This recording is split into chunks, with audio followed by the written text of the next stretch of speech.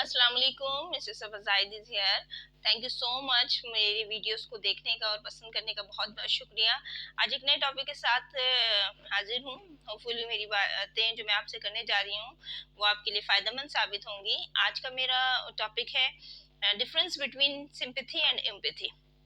Grammarly अगर इसको देखा जाए ना तो नॉर्मली हम इसको हमदर्दी, उर्दू में इसको हमदर्दी कहते हैं और ये एक दूसरे के मुतरादिफ भी समझा जाता है, यानी जस्ट अपोजिट भी, सिमिलर मीनिंग्स हैं इनकी, सिनोनिम्स जिसको आप कह सकते हैं कि एक दूसरे का सिनोनिम से सिंपैथी और एम्पैथी एक ही बातें होती हैं, लेकिन इनकी डेप्थ में ना बड़ी मीनिंग्सफुल चेंजेस हैं। ठीक है, इनको समझना है, आज मुझे समझाना है मुझे कि क्या फ़र्क है सिंपैथी और एम्पैथी के दरमियान। पहले तो हम इनकी डेफिनेशंस पे देखेंगे। ठीक है, डेफिनेशन सिंपैथी की आपको बताने जा रही हूँ। फीलिंग ऑफ पिटी और sorrow, the distress of another. जब किसी को परेशानी में देखें तो उसके दुख और दर्द को में हमदर्दी कर दें आप। ठीक है, कंसोल करें उसको, ताज़ियत करना, किसी की अयादत करना, ये आपकी सिंपैथी हो गई। ठीक है, कंसोलिंग की, ताज़ियत की या किसी की अयादत की बीमार की, तो ये आपकी सिंपैथी नजर आ गई यहाँ पे। लेकिन एम्पैथी तो दरअसल वो एबिलिटी होती है जिससे आप किसी के दर्द को महसूस कर लेते हैं, यानी उसके दर्द आपको नजर नहीं आता लेकिन आप उस चीज को फील कर लेते हैं, लाइक अ मदर। अब मेरी बात को जरा गौर से समझने की कोशिश कीजिएगा। एम्पैथी दरअसल वो एक जज्बा है। डेफिनेशन बता दूं पहले एम्पैथी की आपको। एबिलिटी टू आइडेंटिफाई विथ और अंडरस्टैंड अनदर सिचुएशंस और फीलिंग्स। किसी के दुख और तकलीफ को बगैर बोले ही जान लेना और उस पर अपना रिएक्शन देना, उसको फील करना, अंदर से, दिल से, गहराई से उस चीज को फील करना, जो ना वो एम्पैथी होता है। और सिंपैथी जो होता है किसी से बज़ाहिर हमदर्दी रखना। दोनों चीजें लाजिम और मलजूम है माशरे में, दोनों चीजें, लेकिन जो बहुत ज्यादा हमारे लिए फायदेमंद साबित हो सकती है ना कि सिंपैथी के बजाय आप एम्पैथी रखें लोगों के साथ। ठीक है, अच्छा, एम्पैथी के लिए, एम्पैथी को ही आज मेरा बेसिक टॉपिक एम्पैथी भी है। आपको बताऊं कि किसी की मैं कोट्स पढ़ रही थी, तो ये कुछ कोट्स मुझे बहुत पसंद आए, एम्पैथी से रिलेटेड थे, जो मैंने चाहा कि आपसे भी शेयर करूं। कि किसी ने कहा ना कि a kind act can sometimes be as powerful as sword. A kind act can sometimes be as powerful as sword. यानी आपके जो नर्म अल्फाज जो है ना, बाज़ औक़ात इतने ताकतवर हो जाते हैं जितने के तलवार। ठीक है, ये जो है ना ये एम्पैथी है। क्या है? एम्पैथी, यानी किसी के साथ रहमदिली वाले मामलात करना और नर्म अल्फाज का इस्तेमाल करना, इसको अपने लहजे से मुतासर कर देना, उसको वो जो है ना, मतलब ऐसा है जैसे उसके दर्द खत्म हो गया, जैसे उसकी तकलीफ खत्म हो गई हो। ऐसे एक और कोट है, if we all do one random act of kindness daily. दोबारा से बताती मैं, if we all do one random act of kindness daily, we just might set the world in the right direction. अगर हम रोजाना एक रहमदिली वाले मामलात अपने मुआशरे में किसी एक के साथ करें ना, हम सब मिलके, सिर्फ एक मैं या आप नहीं बल्कि पूरे मुआशरे में हर शख्स अगर ऐसा हो जाए कि सिर्फ एक काइंडनेस डेली एक्ट अपना करे, काइंड एक्ट परफॉर्म करे अपने मुआशरे में, तो यकीन जाने कि पूरे माशरे को हम दुरुस्त सिमत में ले जाने में कामयाब हो सकते हैं। कहने का मकसद ये है कि आपकी रहमदिली लोगों के काम, ये रहमदिली सिर्फ इंसानों से नहीं हो सकती। देखिए, जितना भी हमारे माशरा है ना,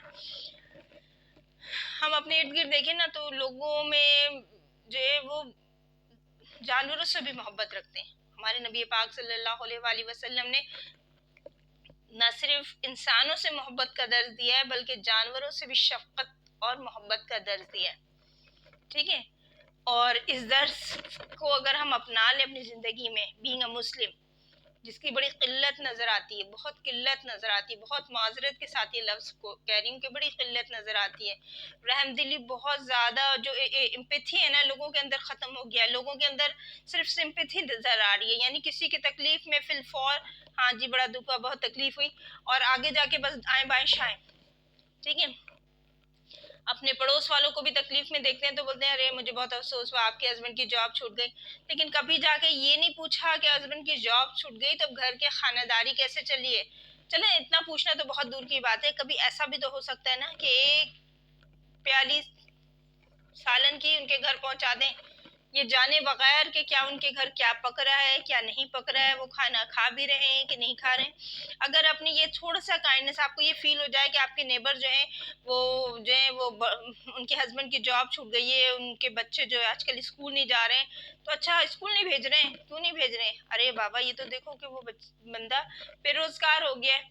अब अगर हम मोहल्ले में कुछ एम्पैथी रखने वाले लोग हो ना, तो कभी किसी ने कुछ भेज दिया किसी ने कुछ भेज दिया, तो क्या होगा कि उनके घर में बच्चों के मुंह खुश्क नहीं होंगे, जुबान खुश्क नहीं होंगे, और आपका ये अमल उनके दिल में ऐसा गहरा असर कर पाएगा कि देखें जिसको जिस चीज की जिस वक्त किल्लत होती है और वो चीज कहीं से पूरी हो जाए ना गायब से, तो यकीन जानिए कि उसकी खुशी कुछ और होती है। एक बंदा जो सुबह से रात तक घर में कुछ नहीं पका रहा है, उसकी वजह कुछ भी हो सकती है, और अगर आपके घर से उसके बराबर वाले के घर पे कुछ पहुंच जाता है तो उनके बच्चों की और उनकी खुशी की कोई इंतहा बाकी नहीं रहती है। और ये खुशी जो है ना सिंपैथी से नहीं आ सकती, एम्पैथी से आ सकती है। एम्पैथी की मजीद मिसालें आपको ऐसे दूंगी कि माँ जो है ना, जब बच्चा पैदा होता है ना तो माँ उसकी खिदमत करती है, तो उसको कोई और जज्बा नहीं, वो उसके अंदर की एम्पैथी होती है, वो फीलिंग्स होती है। जो बच्चा रोता है, रात में बच्चा करवट बदलता है तो माँ की आंख खुल जाती है। बच्चे ने बिस्तर खराब कर देना होता है ना, क्या होता है तो माँ की आंख खुद ब खुद खिल जाती है। आज तो पैम्पर का दौर है, मगर फिर भी माँ के जज्बात वैसे ही है। बच्चे के पैम्पर खराब हो जाते हैं ना तो माँ को पता चल जाता है, यानी बच्चे की एक्सप्रेसिंग उसकी जो फीलिंग्स होती है ना वो माँ समझ पाती है, बाकी दीगर अफराद उस चीज को जज नहीं कर पाते। तो ये एम्पैथी होती है। इमोशंस जो होते हैं ना जो माँ के होते हैं, बच्चा कहीं से बच्चे बड़े भी हो जाते हैं ना, तो आज हम भी अगर अपनी बात करें ना, जब मैं अपनी वालदा के पास जाती हूँ या जब मेरे वालिद साहब हयात हैं मैं उनके पास जाती थी, तो वो मेरी ना चेहरे से मेरी फीलिंग्स जान जाते थे। इवन कि अगर मैं बहुत टायर्ड हूँ, मुझे कोई परेशानी नहीं है ना, तब भी वो समझ जाते थे थक गई हो ना बेटा, आकर कैसे आई हो, किस तरह आई हो, सफर मुश्किल था, मुझे जरा सा सर में दर्द हो, कोई तकलीफ हो, मेरे वालिदैन मुझे जांच लेते थे कि मुझे तकलीफ है। तो ये जो फीलिंग्स है ना, ये पेरेंट्स की फीलिंग ये एम्पैथी के ज़मरे में आती है, सिंपैथी के ज़मरे में नहीं आती। ठीक है, होपफुली आप मेरी बात यानी डिफरेंस एम्पैथी और सिंपैथी का समझ रहे होंगे। ठीक है, अच्छा जनाब, इसी तरह से एक कोट मैंने पढ़ी, मुझे बड़ा ही अट्रैक्टिव लगा। आप लोगों के लिए मैं जरूर चाहूंगी कि आप लोगों को इसमें बताऊं कि see the light in each other, see the light in each other, be the light for each other. यानी रोशनी की इधर उधर तलाश ना करो, खुद रोशनी बन जाओ।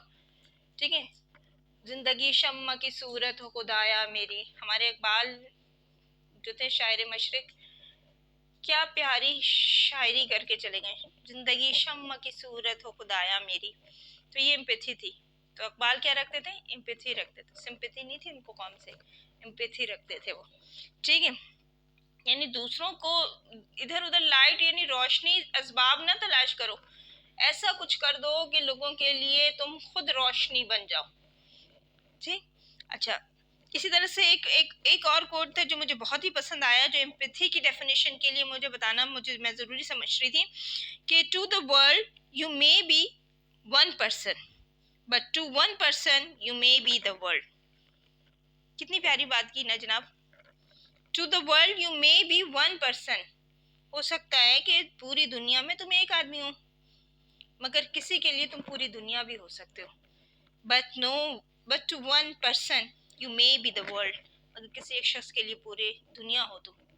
जब माँ बाप जैसे है ना अपनी औलाद के लिए दुनिया होती है पूरी, जब वो नहीं होते तो समझ लीजिए कि सब कुछ जैसे लगता है खत्म हो गया। बहुत कीमती दौलत जिनके पास नहीं है उन्हें एहसास होता है सिर्फ इसका।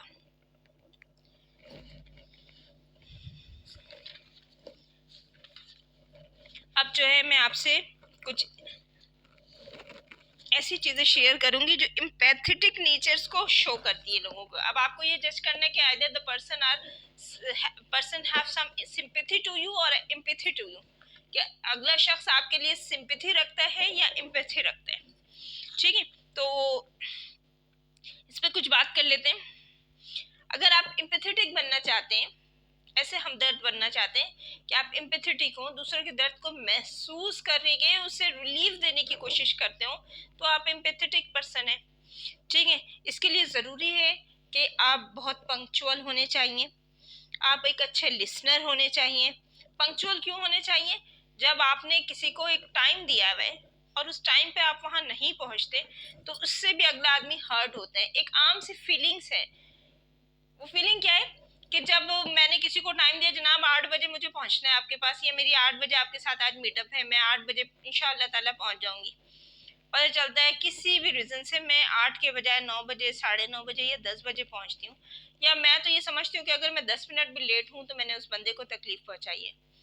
उसकी वजह यह है कि जब हम किसी को टाइम दे देते हैं ना तो एक कमिटमेंट हो जाती है उसके साथ। अब वो बंदा अगर उसके लिए वो मीटिंग बहुत इंपॉर्टेंट है तो उसकी शिद्दत का अंदाजा तो उस वक्त करेंगे जब ये वक्त हम पे पड़ेगी। यानी हम किसी को टाइम दे दें और वो ना आए तो फिर तो टाइम एक बहुत कीमती वक्त, इस पे भी मैं एक लेक्चर अपना बनाऊंगी वक्त की अहमियत से मुतालिक।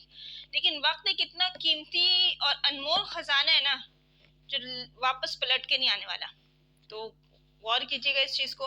आप एम्पैथेटिक उस वक्त हो सकते हैं जब आप पंक्चुअलिटी को अपनी हैबिट्स में शामिल कर लेंगे।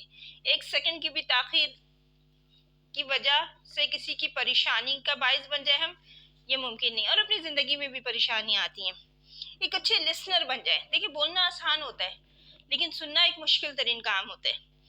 तो आप एक अच्छे लिसनर बन जाए। जब आप गौर से किसी को सुनते हैं ना तो क्या होता है कि जनाब अगला आदमी का दुख दर्द वैसे ही कम हो जाता है। बोलते हैं उन्होंने तो मुझे तो वजह से सुना, और उसके बाद सुनने के दौरान ही अपने आप को मेंटली प्रिपेयर कर लें कि अगले अब जब इसकी बात खत्म होगी तो मैं मुख्तसर से अल्फाज में से इसके मसले का हल बता दूंगा, और होपफुली अल्लाह ताला ने चाहा तो इसमें इसको बरकत होगी।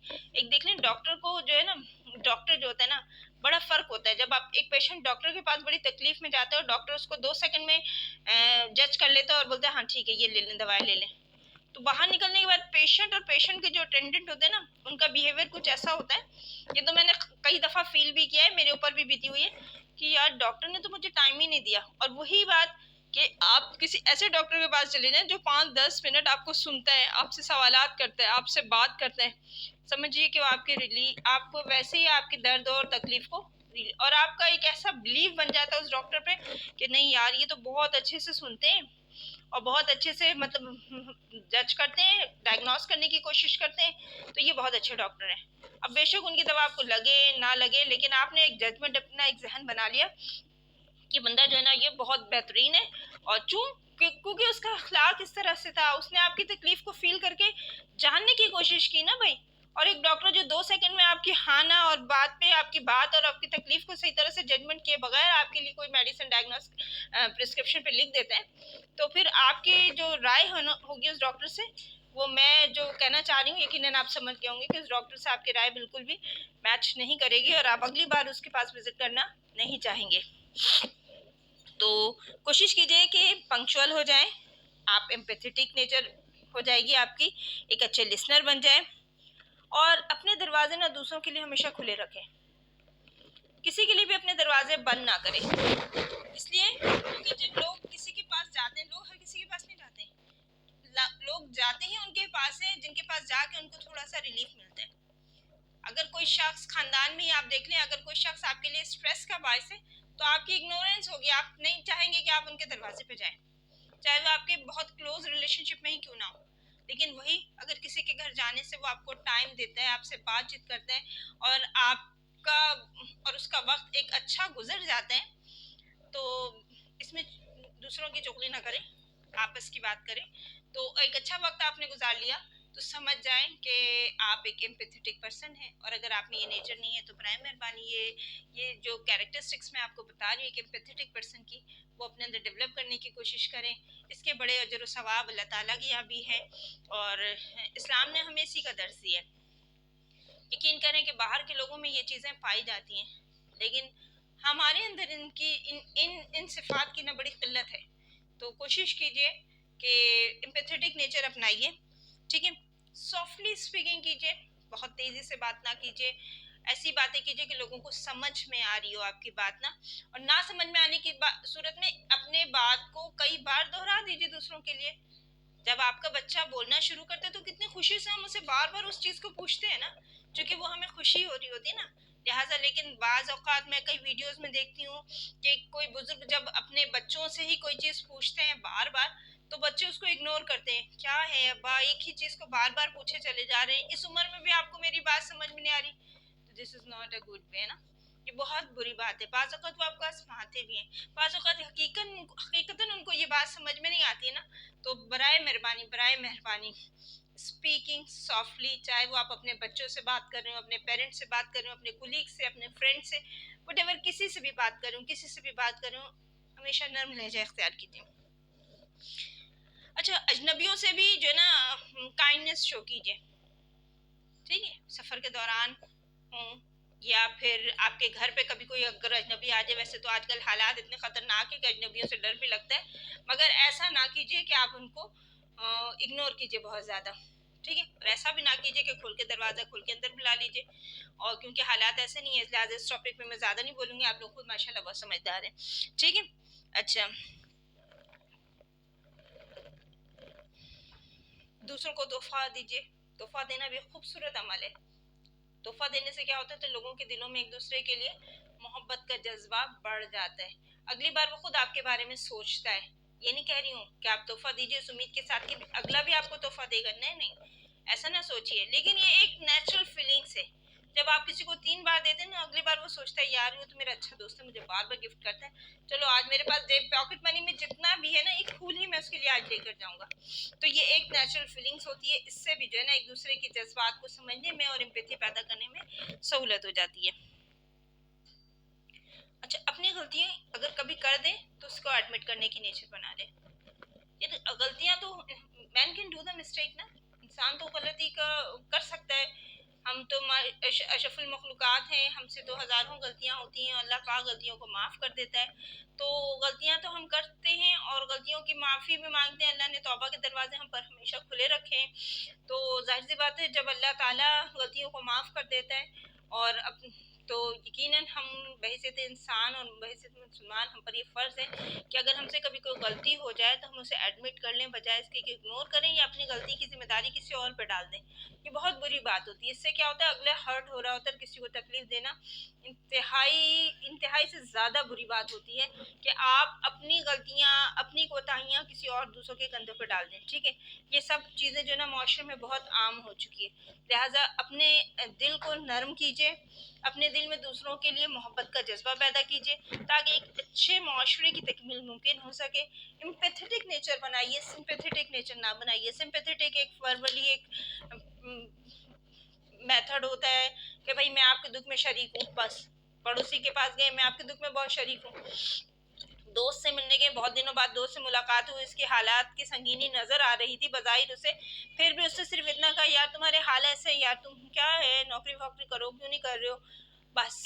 नहीं, बजाय इसके कि उसके हम लिए हमदर्द बन जाएं, उसके लिए उसके मामलात को हल करने की कोशिश करें, अपने अंदर वो जज्बात पैदा करें कि लोग आपको खुद व खुद लोगों की हाथ उठे और आप उनके जहनों में आ जाएं दुआ के लिए कि यार वो बंदा मेरे लिए इतना मतलब टची था और वो मेरे लिए मेरा इतना कंसर्न है, वो मुझसे बिला वजह वो मेरे लिए मेरी परेशानियों को दूर करने की सोच रहा है। तो खुद ब खुद जब हाथ उठते हैं ना उन लोगों के, जिनके आप मामलात हल कर देते हैं, जिनके दिलों में जगह बना लेते हैं, तो जब हाथ उठते हैं तो खुद ब खुद आपका नाम उनके जहनों में आ जाता है दुआ के लिए। उम्मीद करती हूँ कि मेरी बातें आपको अच्छी लगी होंगी।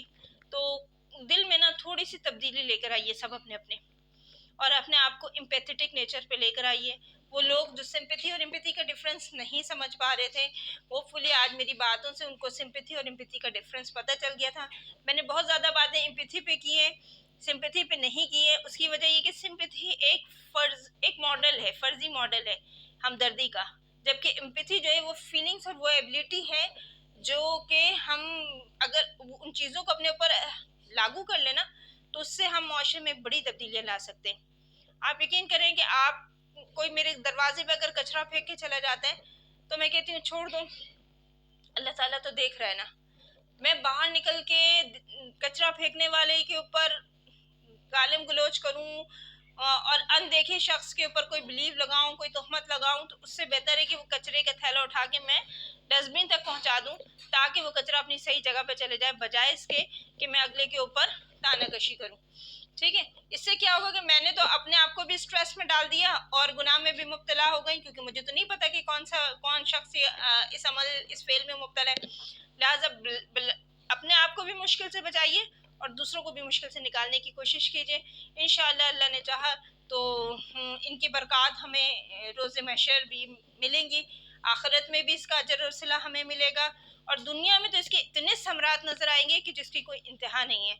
आप उन तमाम लोगों की दुआओं में ऐसे शामिल हो जाएंगे कि आपको बोलने की भी ज़रूरत नहीं पड़ेगी। उम्मीद करती हूँ कि मेरी बातें आपको समझ में आई होंगी, और इंशाअल्लाह आइंदा एक नए टॉपिक के साथ दोबारा आपके सामने हाजिर होंगी।